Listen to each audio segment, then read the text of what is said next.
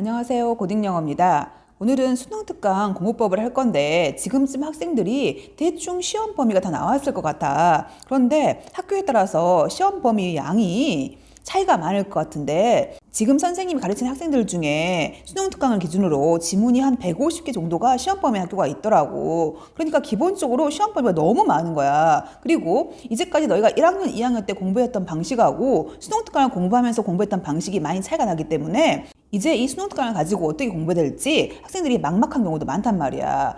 선생님이 이전 영상에서 이 수능특강 공부법을 알려주긴 했는데 이제 대부분 학생들이 시험이 2주 남은 이 시점에서 어떻게 급하게 공부를 해야 되는데 시험 범위는 많고 짧은 시간에 조금 더 효율적으로 공부할 수 있는 방법이 없을까요? 라고 궁금할 것 같아. 그래서 오늘은 그 방법을 알려줄까 해. 지금 선생님이 이렇게 준비한 자료가 보이지. 자, 이 자료 같은 경우는 기본적으로 이 수능특강을 분석한 자료란 말이야.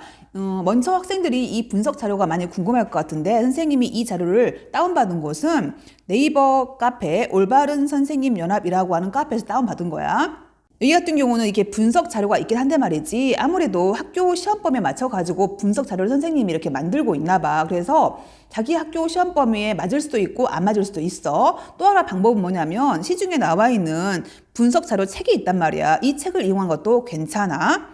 자, 이렇게 너희가 분석 자료를 준비한 다음에 이제부터는 내용 정리를 할 거란 말이야. 그래서 너희가 이렇게 지문을 쭉 읽어가면서 이 내용이 무슨 내용이구나 라는 것을 하나하나 알아가는 거야. 자, 그런데 말이지 학생들이 어떤 경우는 지문이 쉽게 이해가 돼가지고 한 번만 쭉 읽어버리면 지문이 무슨 내용인지 알겠다 라고 하는 지문이 있는가 반면에 어떤 지문은 너무 어려워가지고 학생들 스스로가 이해하기가 너무 힘들 수가 있단 말이야. 그러면 어쩔 수 없이 그런 경우는 인강의 도움을 받을 수밖에 없어. 그래서 선생님이 추천하는 인강은 EBS에서 주혜연 선생님의 인강을 추천하고 이 주혜연 선생님의 강의가 되게 좋은 게 뭐냐면 글의 내용을 설명할 때 되게 예를 들어 설명 많이 해주시거든. 그래서 그 예를 들으면 이 지문이 이런 뜻이구나 라는 것을 쉽게 이해할 수가 있어. 그래서 학생들이 그 수업을 듣고 이 지문을 다시 읽었을 때 훨씬 이해하기 쉬울 것 같아. 그리고 또 하나 이 주혜연 선생님 같은 경우는 이 강의가 끝나면 항상 강의 끝에 이런 식으로 지문을 정리해 두거든. 이 부분도 주혜연 선생님 강의를 듣고 좀 정리를 했으면 좋겠어.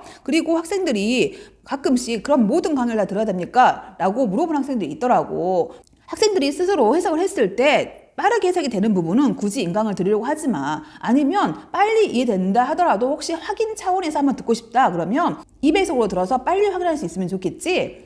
그리고 어려운 지문 같은 경우도 마찬가지야. 너희가 처음부터 끝까지 지문을 다 들으려고 하지 말고 내가 글을 읽다가 어느 부분이 막힌다라고 하면 그 부분을 위주로 듣는 것도 괜찮아. 그래야지 인강을 들으면서 지루하지 않게 수업을 들을 수 있는 거니까. 알겠지? 자, 그래서 선생님이 이렇게 인강을 이용한다든가 아니면 스스로 이걸 정리하면서 내용을 이해하는 단계를 지금 거친 거야. 자, 그 다음에 너희가 인강 수업을 듣고 나서 정리할 부분이 뭐냐면 지금 선생님이 이렇게 표시되어 있는 부분이 있지. 이 표시된 부분을 스스로 정리해야 되는데 다행인 건 이 분석 자료에서 말이지 이미 이렇게 여기는 주제문이야 라고 나와 있단 말이야. 그래서 주제문을 먼저 표시하는 연습을 좀 해줘야 돼. 그래서 주제문 같은 경우는 이렇게 표시해두면 뭐가 좋냐면 이 주제문을 잘 너희가 이해하고 있잖아. 그러면 말 그대로 이 문제가 주제 문제로 나왔을 때 풀기 쉽겠지. 또는요 대부분 주제문이 포함되어 있는 문장이 빈칸 문제로 바뀔 수도 있단 말이야. 그러니까 빈칸 문제를 대비할 때도 굉장히 좋을 수가 있다는 거야. 자, 그리고 쭉 넘어가다 보면은 선생님이 이렇게 빨간색 부분으로 정리한 부분이 있지. 이건 뭘 의미할까? 자, 여기 분석 자료를 보면 말이지 여기 부분에 뭔가 설명이 되게 많이 붙어 있잖아. 그러면 결국 이 부분이 문장 구조가 복잡한 거야. 그리고 문장 구조가 복잡한 부분은 아마 선생님들이 시험에서 서술형 문제로 나오기가 쉽다는 거지. 그리고 또는 말이지 여기에 문장 구조가 복잡해진 이유가 뭐겠니? 그렇지, 많은 문법적인 요소가 있기 때문에 그런단 말이야. 그러면 이 부분을 가지고서 문법 문제도 너희가 대비할 수 있다라는 거야. 그래서 이런 식으로 문장 구조가 복잡한 부분을 표시해 두는 거지. 자, 그리고 방금 선생님이 이렇게 내용을 지금 정리한 부분이 있잖니. 이 내용을 정리해두면 뭐가 좋을까? 당연히 내용을 이해하는 면에서도 좋겠지만 이렇게 내용을 정리해두면 말이지 이 내용을 가지고서 순서 문제라던가 문장 삽입 문제 있지? 이 부분을 너희가 대비할 수 있단 말이야. 그래서 이 지문을 너희가 내용 이해하면서 이렇게 정리하면서 말이지 글 하나를 딱 이렇게 읽어가는 거야. 자, 이런 식으로 선생님이 이렇게 여기도 마찬가지고 요 두 번째도 마찬가지야. 이런 식으로 지금 선생님이 정리를 해놓은 자료가 있단 말이야. 여기 같은 경우도 선생님이 이런 식으로 이 부분에 지금 표시해놨지. 이 부분 같은 경우도 마찬가지. 이렇게 이 글의 소재인 부분이 있잖니. 그리고 특히나 이 분석 자료 같은 경우는 이 소재를 갖다가 이렇게 영어로 바꿔놨다는 거야. 그러면 내가 이 문제가 주제 문제라던가 제목 문제 나왔을 때 쉽게 이 문제의 답을 고를 수 있겠지. 이것도 너희가 굉장히 중요한 거야. 그래서 이렇게 너희가 이 글의 소재인 부분, 그리고 쭉 가면 이 문장 구조가 복잡한 부분 표시해 놓고요. 그 다음에 쭉 가면은 주제문인 부분을 표시해 놨고요. 여기 보면은 마지막에 이렇게 내용 정리한 부분까지 있단 말이야. 이렇게 너희가 스스로 얘를 정리해 보는 거야. 자, 그 다음에 할 일이 뭘까? 한번 너희가 이거를 정리했다 그래서 얘를 완전히 다 이해하고 완전히 자기 것으로 만들었다라고 할 수 없겠지. 그래서 너희가 이거를 몇 번에 걸쳐 가지고 반복하는 걸 해줘야 된다는 거지. 반복을 하면서 자연스럽게 암기가 될 거란 말이야.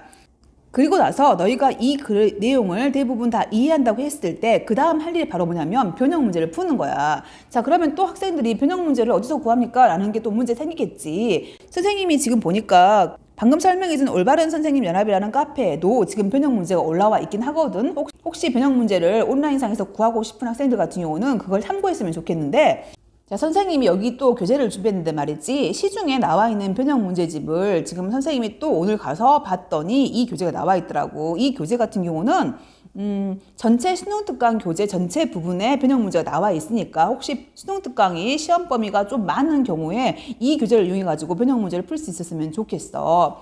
그래서 학생들이 지금까지 내가 내용을 이해한 부분을 내가 잘 이해하고 있나 확인하는 차원에서 이 변형 문제를 풀어보는 것이 괜찮은 거야.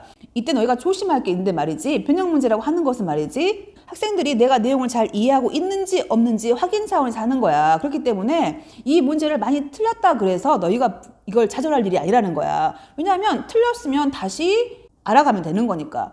알겠지? 그래서 변형 문제를 풀어봄으로써 내가 어느 정도 그 글을 이해하고 있는지를 보는 거야.